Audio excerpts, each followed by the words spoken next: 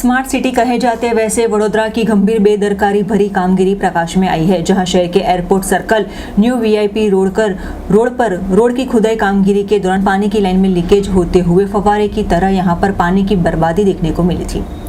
वडोदरा महानगर पालिका को वैसे तो स्मार्ट सिटी के उपनाम से जाना जाता है, लेकिन अब ये स्मार्ट सिटी सिर्फ समस्या से भरी सिटी बन चुकी है। शहर के एयरपोर्ट सर्कल से लेकर न्यू वीआईपी रोड जाने के वैसे मिलन पार्टी प्लॉट के पास रोड की खुदाई कामगिरी के दौरान अचानक से पानी की बड़ी लाइन में लीकेज होते हुए पानी के फव्वारे के साथ यहाँ पर पानी का दुर्व्यय देखने को मिला था। एक और शहर के पूर्व और दक्षिण विस्तार में लो प्रेशर पानी की समस्या सता रही है। ऐसे में लोगों को लो प्रेशर पानी के साथ दूषित और गंदा बदबूदार पानी मिल रहा है। तो वहीं कॉन्ट्रैक्टर की बेदरकारी कामगिरी के चलते आज airport circle new VIP road पर रोड की खुदाई कामगिरी के दौरान यहां पर पानी की लाइन में बड़ा लीकेज होते हुए पानी की बर्बादी देखने को मिली थी।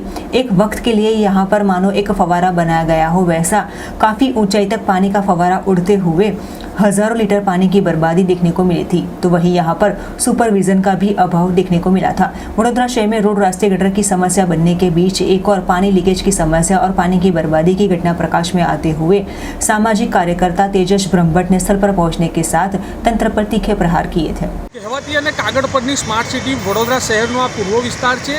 ન્યૂ વીઆઈપી રોડ ઉપર મિનલ પાર્ટી પ્લોટની સામે આજે ફરી એકવાર બે લગામ અધિકારીઓ અને કોન્ટ્રાક્ટરોના પાપે પાણીની લાઇનમાં ભંગાણ પડ્યું।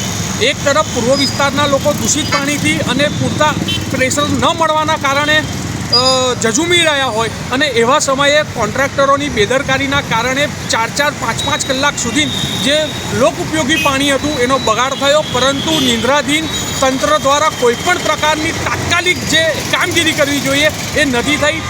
100% પૂર્વ વિસ્તારમાં પાણીની સમસ્યા હોય અને એવા સમયે જો આ લાખો હજારો લીટર પાણીનો આવી રીતે બગાડ થતો હોય બહુ દુઃખદ બાબત છે।